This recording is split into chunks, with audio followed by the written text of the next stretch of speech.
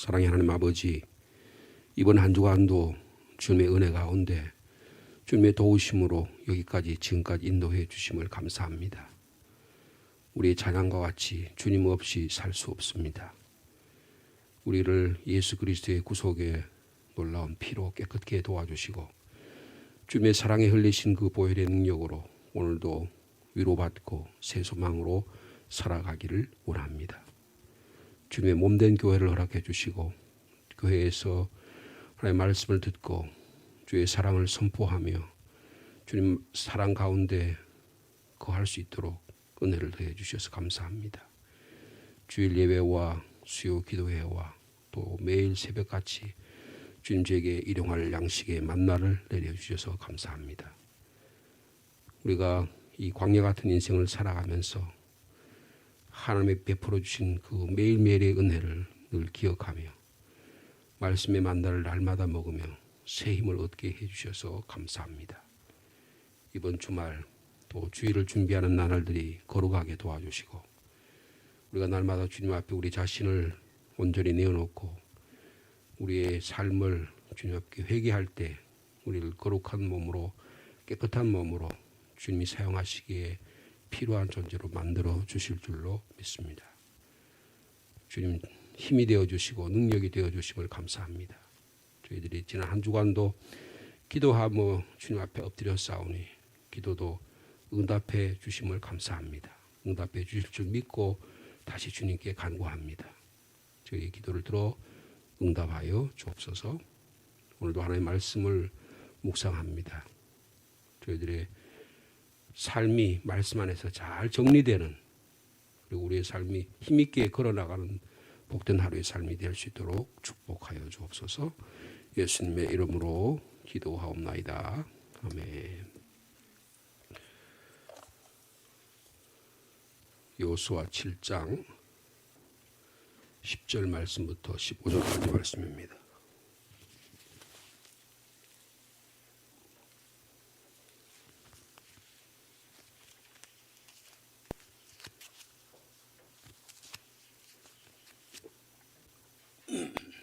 여호수아 7장 10절 말씀 제가 먼저 받드리겠습니다. 여호와께서 여호수아에게 이르시되 일어나라 어찌하여 이렇게 엎드렸느냐.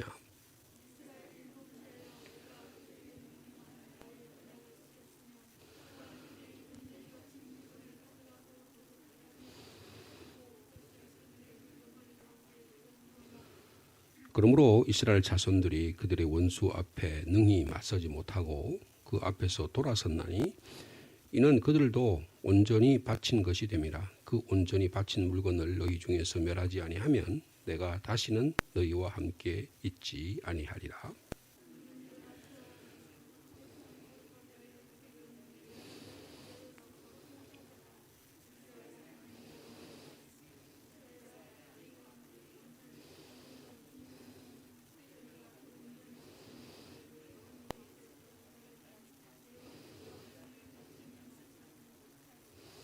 너희는 아침에 너희의 지파대로 가까이 나오라. 여호와께 뽑히는 그 지파는 그 족속대로 가까이 나올 것이요 여호와께 뽑히는 족속은 그 가족대로 가까이 나올 것이요 여호와께 뽑히는 그 가족은 그 남자들이 가까이 나올 것이며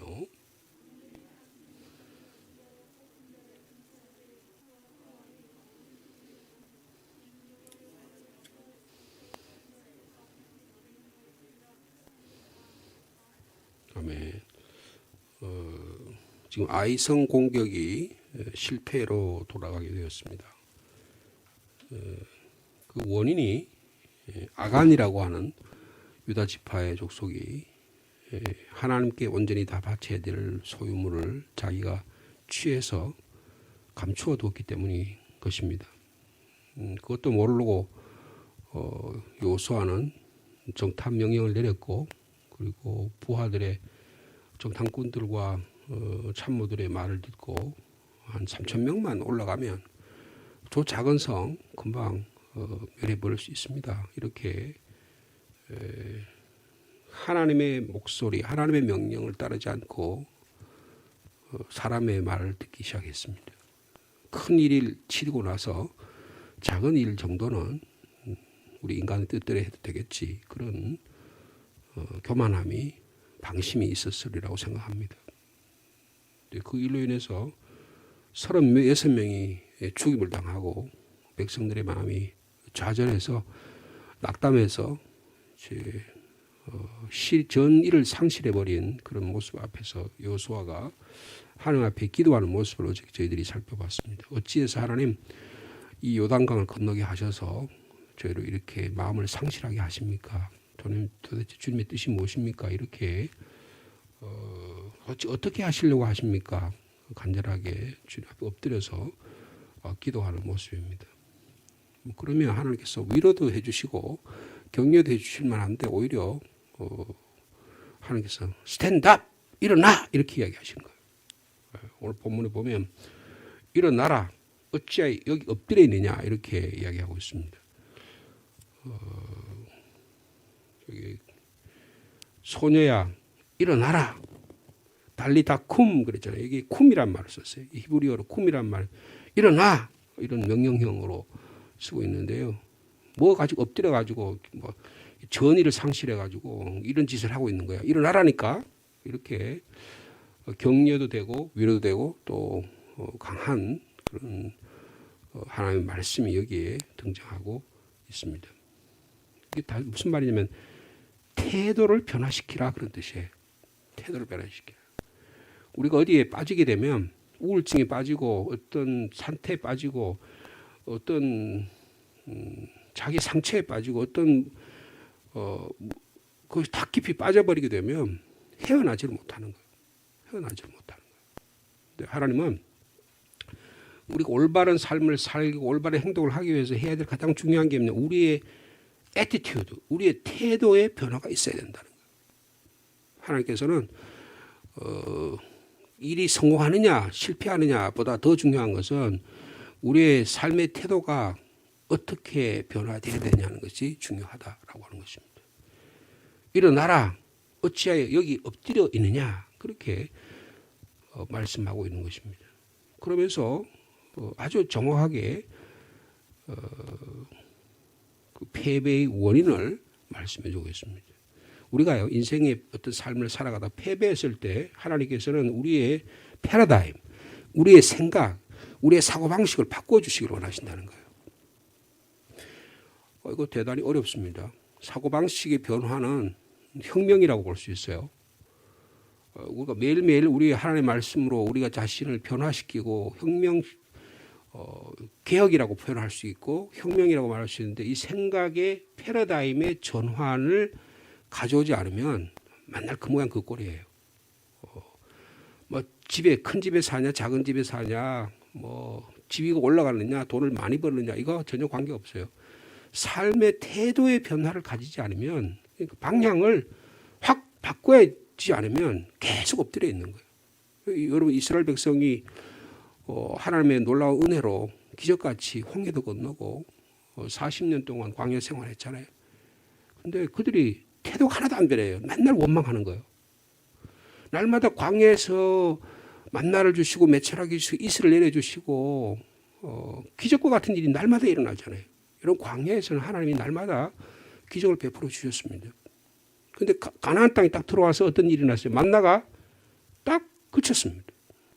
그러니까 어떻게 되냐면 하나님의 말씀과 하나님의 기적이 날마다 안 일어난 같이 보이는 거예요. 여러분 우리가 옛날에 어려울 때 삶이 힘들었을 때는 주님 앞에 매달립니다. 막 주님 앞에 매달려가지고 내 가정의 문제, 개인적인 건강의 문제, 교회적인 문제 이런 것들 위해서 막 주님 앞에 울부짖고 기도하잖아요. 근데 사람이라는 게 좀 배가 불러지고 가정 형편이 좋아지고 자녀들이 좀 잘 되고 하면 그 다음에는 별로 기도 안 해도 된다고 생각해요. 그러니까 하나님의 임재와 하나님의 말씀과 하나님의 역사하심을 점점 하나님과 관계에서 멀어지는 거예요. 여러분 어떻습니까? 더 하나님과 가까워지고 하나님 임재를 경험하고 그렇습니까? 아니면 내 형편이 좋아지는 거 점점 하는 거 멀어지고 있습니까? 대부분의 인간의 본질은요. 좀 배가 부르고 잘 살고 형편이 좋아지면 하는 거 멀어지게 돼 있어요. 역사적으로 그렇고 개인적으로도 가정적으로도 그렇습니다. 그런데 지금 이스라엘 백성이 여호수아라고 하는 지도자는 어떤 지도자예요? 그 형편이 좋든 나쁘든 잘 되든 못 되든 늘 주님 앞에 엎드려서 주님 앞에 기도하는 거예요. 주님의 도우심을 구하는 것입니다. 그럼 주의 종인임에도 불구하고 하나님께서 일어나, 뭐 하고 있는 거야? 내가 그렇게 내가 그냥 우울증에 빠져가지고 그냥 너 허공에 빠져가지고 절망감에 빠져가지고 이스라엘 백성을 너 어떻게 인도해내겠어? 하나님 격려하시면서 태도의 변화를 가져오기를 원하신다는 것입니다. 여러분 삶의 태도의 변화가 일어나는 저 여러분의 삶이 되기를 원합니다. 예를 들면 이런 거예요. 옛날에 과학자들이 그리고 이 성경을 믿는 사람들이 어떻게 생각하냐면 지구를 중심으로 해서 달도 돌고 태양도 돌고 다른 우주가 돈다고 생각한 거예요. 그것을 천동설이라고 그럽니다. 그런데 코페르니쿠스라고 하는 사람이 등장했어요. 이분은 가톨릭 신부입니다. 신부인데요. 아니다. 과학적으로 연구를 해보니까 여러분 중세 시대에 많은 과학 사람들이 신부들이요 그냥 가만 앉아서 묵상만 한 게 아니에요. 과학들 천체도 탐구하고 자연과학적으로 탐구하고 연구를 많이 했어요. 해보니까 지구를 중심으로 태양이 도는 게 아니고 태양을 중심으로 지구를 도는 이거를 천동설에서 지동설이라고 합니다. 지구가 움직이는 거예요. 이걸 뭐라고 얘기했냐면 이거를 코페르니쿠스적 전환이다 이렇게 합니다. 코페르니쿠스라는 사람이 생각의 변화를 가져오니까 그 다음부터 세계가 달라지는 거예요. 달라 보이는 거예요. 여러분 우리의 삶 속에서 코페르니쿠스적 전환이 일어나야 됩니다. 우리나라가 박정희 대통령 시대에 1960년대에 군사 쿠데타를 통해서 혁명을 해가지고 한 다음에 또 많은 부작용이 일어나죠. 그러나 그보다 더 우리 한국 사회에 더 중요한 건 뭐냐면 그 박정희 대통령이라는 사람이 생각의 변화를 한 거예요. 아, 이 나라에는 고속도로를 만들고 우리나라 사람이 인력이 많으니까 이걸 통해서 인적인 변화를 일으키지 않으면 이 나라가 이 3,000년, 5,000년의 이 가난에서 벗어날 수 없겠구나. 그분의 생각의 변화가 한국 사회를 변화시킨 거예요. 그런데 저 북한의 김일성이는 생각의 변화를 못한 거예요. 공산주의라는 사고방식을 가지고 근데 인민들을 그냥 짜고 그다음에 쌀밥 먹여주면 잘 살 것 같았는데 지금 저 모양 저 꼴이에요.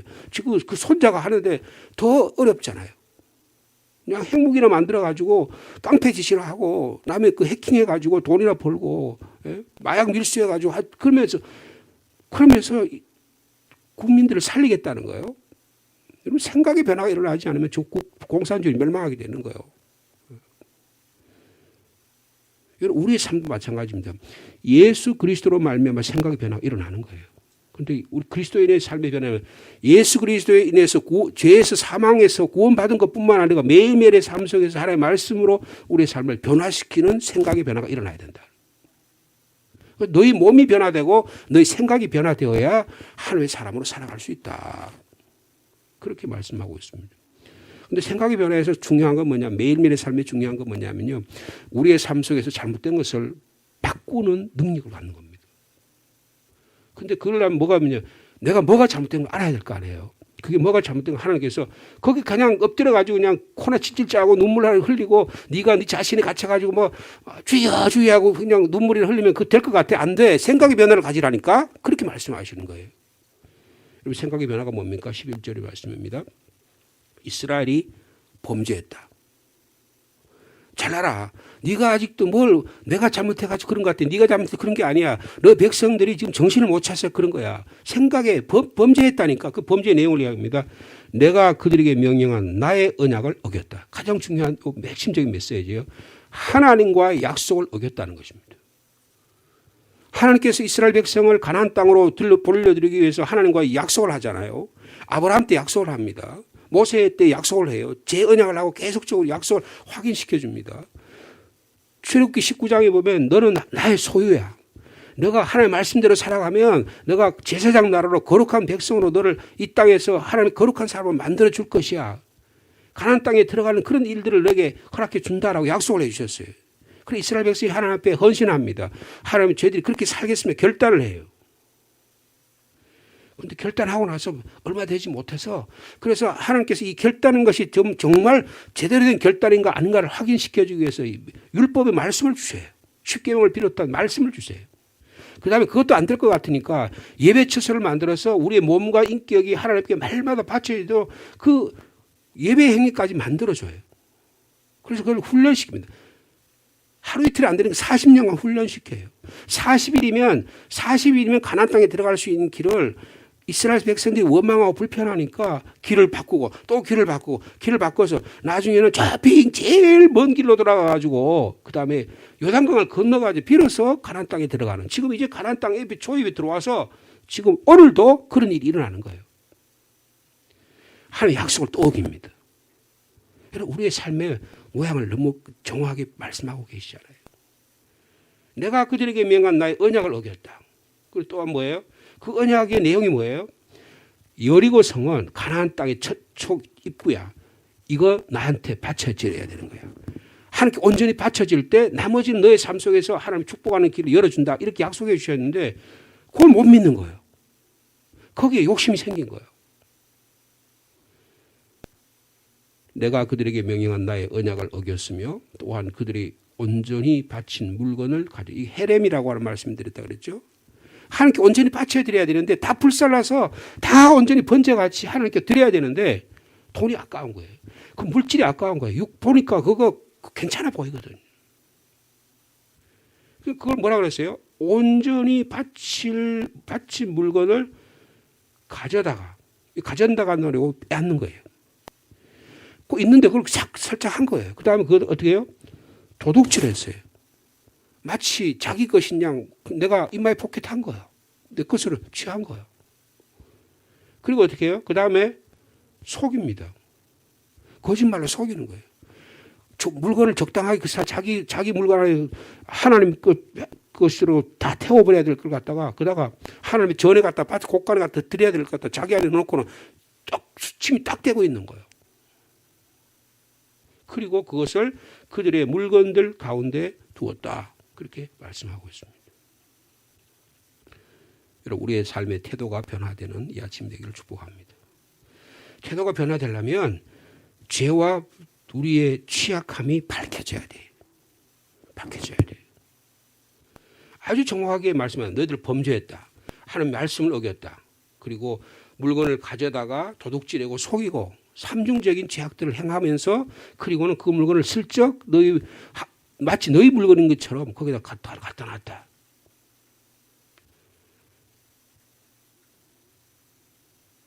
그 결과가 어떻게 됩니까? 그러므로 12절에 이스라엘 자손들이 그들의 원수 앞에 능히 맞서지 못하고 그 앞에 돌아섰다.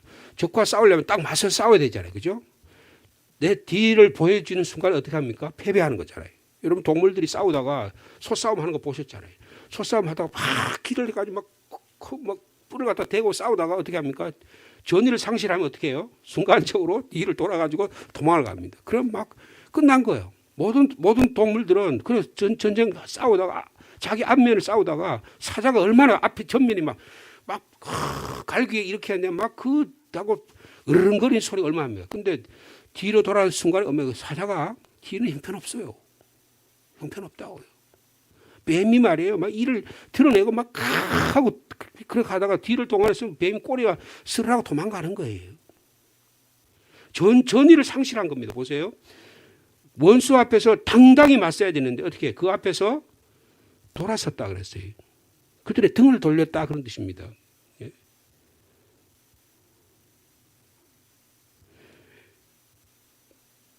영어로 표현이 이렇게 되었어요. The sons of Israel cannot stand against their enemies. 그러니까 이스라엘 자손들이 그들의 적들에 대항해서 딱 당당하게 서지 못하고 they turn their backs before their enemies. 그들 적 앞에서요 등을 보였다 그 말이에요. 등을 보였다 그 말이에요. 왜요? 자기 꾸린 게 있으니까 내 안에서 적전과 싸울 용기가 없는 거예요. 용기가 없는 거예요. 아주 정확하게 표현합니다. 여러분, 우리의 삶 속에서 우리 안에 거짓이 생기고 우리 안에 하나님과의 관계에서 정확하게 관계가 정립이 안 되면요 다른 사람에게 등을 돌린다니까요. 그 앞에 돌아섰는 이는 그들도 온전히 바친 것이다. 그러니까 오히려 하나님께 드려서 하나님께 바친 걸 모두 다 태워야 되는데 이제는 내가 그 거짓 행위가 되니까 내 자신이 뭐가 돼요? 헤렘이 되는 거예요. 내가 바쳐줘야 되는 거예요. 내가 주님 앞에 태워져야 되는 거예요. 여러분 우리의 삶이 아주 하나님 정확하게 말씀하십니다. 우리의 삶 속에서 내가 적당하게 잘 구슬려 가지고 사람 상하에서는 그렇게 될 수 있을지 몰라요. 그러나 하나님 앞에서는 온전히 해야 된다는 거예요. 이는 그들도 온전히 바친 것이 됨이라. 그 온전히 바친 물건을 너희 중에 멸하지 않으라. 그러니까 하나님께 바쳐야 될 것을 온전히 바치지 않으면 어떻게 되느냐. 그러면 내가 다시는 너희와 함께 있지 않으리라. 하나님의 무서운 최종적인 판단을 말씀하고 계십니다. 무슨 말이에요? 하나님은 우리를 사랑하셔서 우리의 삶 속에 개입하기를 원하신다 그 말이에요. 여러분 하나님을 사랑하는 자는 하나님이 우리의 삶 속에 개입하셔서 야단치고 정신 좀 차려. 뭐 하는 거 있는 거야. 일어나라니까. 네 삶 속에서 이런 것들이 잘못됐잖아. 이거 고쳐야지. 여러분 부모가 정말 사랑하는 사람은 그렇게 말하잖아요. 근데 내 자식이 아니고 안 하면 남의 자식 같은데 뭐 하려고 남의 자식 같은데 이야기하면 욕만 얻어먹잖아요. 여러분 하나님의 자녀는 하나님의 말씀을 통해서 올바로 깨우치기를 원하신다는 것입니다. 자, 세 가지 말씀을 하세요. 보시니까 첫째는요. 13절 너는 일어나서 백성을 거룩하게 하라 그랬습니다. 이런 올 하루의 우리의 삶 속에서 우리가 바뀌어야 될 것들을 우리의 몸을 우리의 영혼을 깨끗게 하는 이 아침이 하루의 삶이 되기를 축복합니다.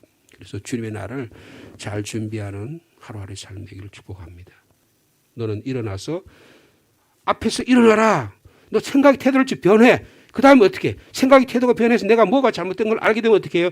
일어나서 그 다음에 행동하는 거예요. 여기서 일어나라는 말은 행동하라고 말이에요. 거룩한 삶으로 바꾸라고 말이에요. 하나님께서 레위기와 민수기에서 주셨던 하나님의 율법의 말씀을 통해서 너의 삶 속에서 죄악 걷고 삶에서 바뀌어야 될 것들을 레위기에서 성결한 삶을 살아라고 거룩한 백성으로 살아라고 가르치는 구체적인 제사와 삶의 모습들을 일상의 삶 속에서 사람과의 관계에서 내 자신의 소유의 문제에서 내 인격의 문제에서 나를 단련시키는 문제에서 내가 변화되기를 원하는 이런 것들을 하나님께서 말씀해 주실 때 그걸 구체적으로 하나하나 바꿔가라 그 말이에요.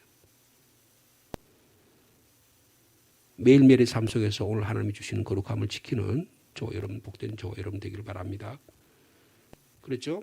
너희가 그 온전한 물건을 너희 가운데서 제하기까지는 내 원수들 앞에서 능히 맞서지 못하리라. 여러분 영적 전쟁에 승리하는 저와 여러분 되기를 축복합니다. 두 번째로는 그럼 구체적으로 어떻게 우리 거룩하게 하느냐. 하나님께서 가르치는 방법이에요. 14절이니까 내일 아침 너희들 나와. 근데 지파별로 나와. 12지파가 있잖아요. 12지파를 쫙 서서 세웁니다. 그다음 그 지파 중에서 하나님께서 제비 뽑는 방법을 통해 가지고 그 중에서 족속이 나와요. 그럼 그 족속 중에서 누굴 또 뽑아요? 가족을 뽑습니다. 그 가족 중에서 남자들을 뽑아요. 남자들이 그래서 14절에 그런 이야기예요. 제비 뽑기를 통해서 그렇게 뽑힙니다. 그러면 그 중에서 구체적으로 누가 범죄하는 걸 드러나게 돼요. 자, 15절에 보니까 그렇게 지파대로 나오라. 그 다음에 너 자신을 잘못된 걸 하나님 앞에 드러내라 그 말이 되겠죠. 그 다음에 15절에 온전히 바친 물건을 가진 자로 뽑힌 자는 어떻게 하라 그랬어요? 불사르라 그랬습니다. 잘못된 게 있으면 주님 앞에 삶을 변화시키라 그런 뜻입니다.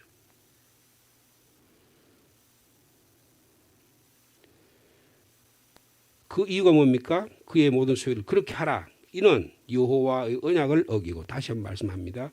하나님의 말씀을 어기고 이스라엘 가운데서 망령된 일을 행하였습니다. 여러분 물건을 훔친 게 문제가 아니라는 거예요. 그 아간의 마음속에 뭐가 문제라는 거예요? 하나님의 것을 하나님의 것으로 인정하지 않는다 그 말이에요. 하나님의 영역을 내 영역인 것처럼 내가 침범해서 내가 내 아내의 것으로 막 바꿔버린다 그 말이에요. 여러분 우리는 하나님의 은혜 가운데 사는 자입니다. 하나님의 말씀 가운데 사는 자예요. 그런데 하나님의 말씀을 내 것으로 만들어서 내가 필요한 대로 편취하는 거예요. 내가 불필요한 걸 다 잘라버려. 그리고 내가 원하는 것만 하나님의 말씀으로 받아들여. 여러분 그게 망령된 일입니다. 그게 우상 숭배예요. 그게 이방 종교입니다. 그게 미신이고요. 그게 이단이에요, 이단. 망령된 일을 스스로가 하나님이 되고자 하면 어떻게 하면 그런 사람은 온전히 불태워버리라고 말해요. 우리 삶 속에서 내가 하나님이 되고자 하는 것들을 불태우는 거룩한 결단이 있는 우리의 삶이 되기를 축복합니다. 여러분, 생각의 변화가 없이는 삶의 변화가 결코 일어나지 않습니다.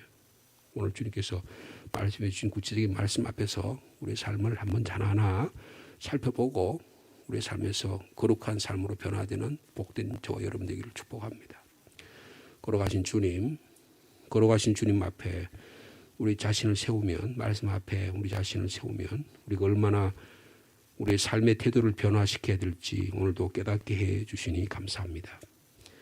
아간과 같이 하나님의 약속의 말씀을 어기고 마치 그것이 내 것인 양, 내 시간인 양, 내 건강인 양, 내 몸인 양, 내 물질인 양, 그렇게 마음대로 자행자지했던 우리의 삶을 다시금 주님 앞에 내려놓습니다.